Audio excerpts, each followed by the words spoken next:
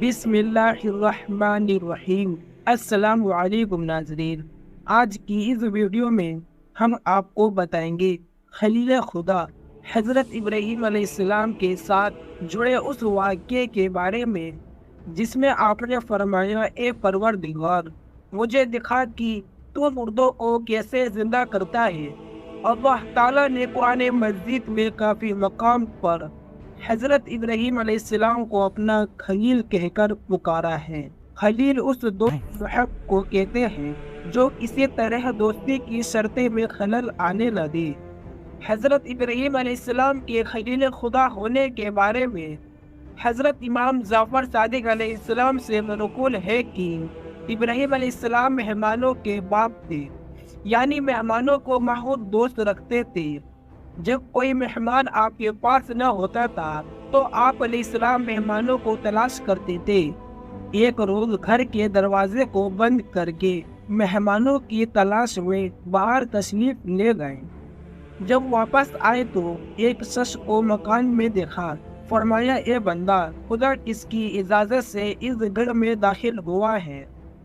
اس نے 3 مرتبہ کہا کہ اس مکان کے پروردگار کی اجازت سے۔ حضرت ابراہیم علیہ السلام سمجھ گئے کہ وہ جبرائیل علیہ السلام ہے اور اپنے پروردگار کی حمد بجا لائے۔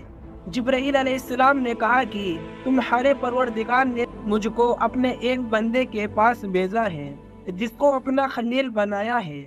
حضرت ابراہیم علیہ السلام نے کہا کہ بتاؤ وہ کون ہے تاکہ میں زندگی بھر اس کی خدمت کروں۔ جبرائیل علیہ السلام نے کہا کہ آپ ہی وہ شخص ہیں۔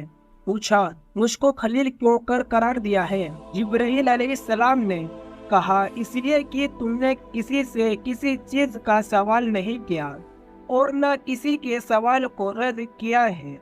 رسول خدا صلی اللہ تعالیٰ علیہ وسلم سے منقول ہے کہ خدا نے ابراہیم علیہ السلام کو اس سبب سے خلیل بنایا کہ لوگوں کو کھانا کھلاتے تھے اور رات میں اس وقت نماز پڑھتے تھے جبکہ سب لوگ سکون کی نیند سو رہے ہوتے تھے۔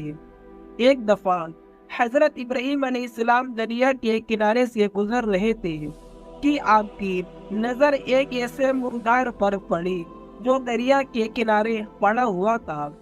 دریائی اور خشکی کے درندے اسے کھا رہے تھے، پھر یہ درندے بھی ایک دوسرے کو کھانے لگے۔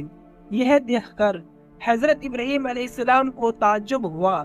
اس منظر نے حضرت ابراہیم علیہ السلام کو ایک ایسے مسئلہ کی فکر میں ڈال دیا جس کی کیفیت سب تفصیل سے جاننا چاہتے تھے، اور وہ ہے موت کے بعد مردے کس طرح زندہ ہوگی۔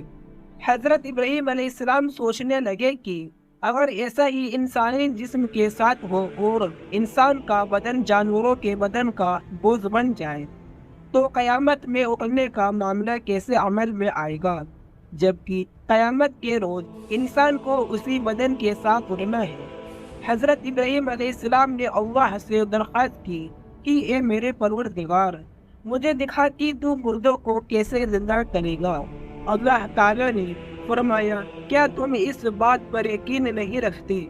حضرت ابراہیم علیہ السلام نے کہا، ایمان تو رکھتا ہوں لیکن چاہتا ہوں کہ دل کو تسلی ہو جائے۔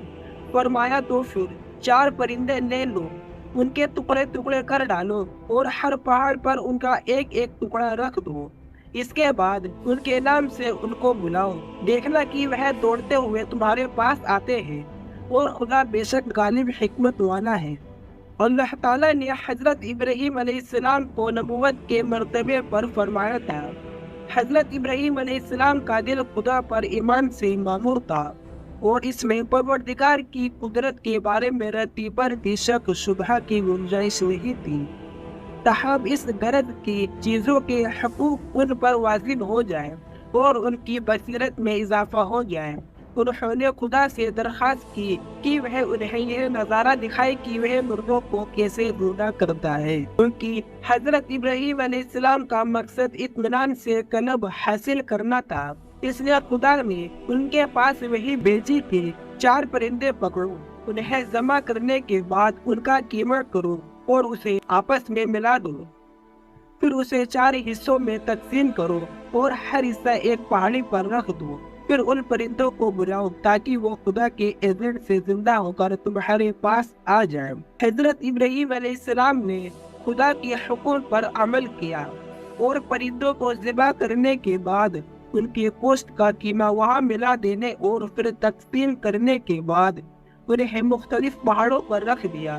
آپ علیہ السلام نے ان پرندوں کی چونچ اپنی انگلیوں میں پکڑ لی اور اپنے پاس دانہ اور پانی رکھ لیا۔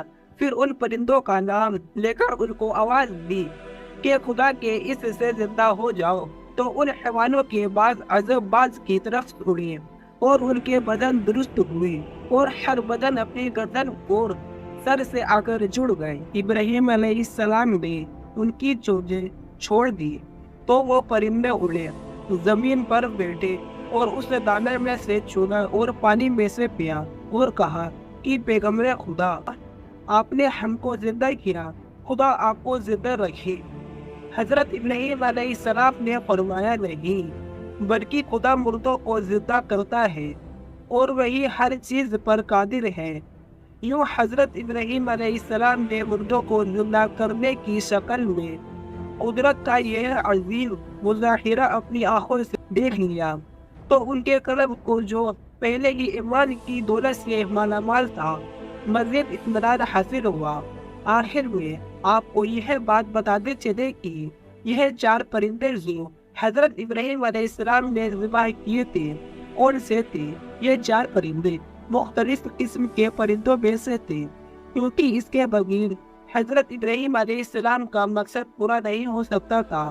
اس لیے ضروری تھا کہ ہر پرندے کے وجود اس کے اصلی بدن میں واپس آئے، اور یہ مختلف قسم کے ہونے کی صورت میں ہی ثابت ہو سکتا تھا۔ مشہور روایت کے مطابق وہ 4 پرندے مور، مرغ، کبوتر اور کوا تھے، اور جن پہاڑوں پر حضرت ابراہیم علیہ السلام نے ان پرندوں کے نام رکھے تھے ان کی تعداد کا ذکر قرآن مجید میں نہیں ہے، لیکن روایت اہل بیت علیہ السلام میں یہ تعداد 10 بتائی گئی ہے۔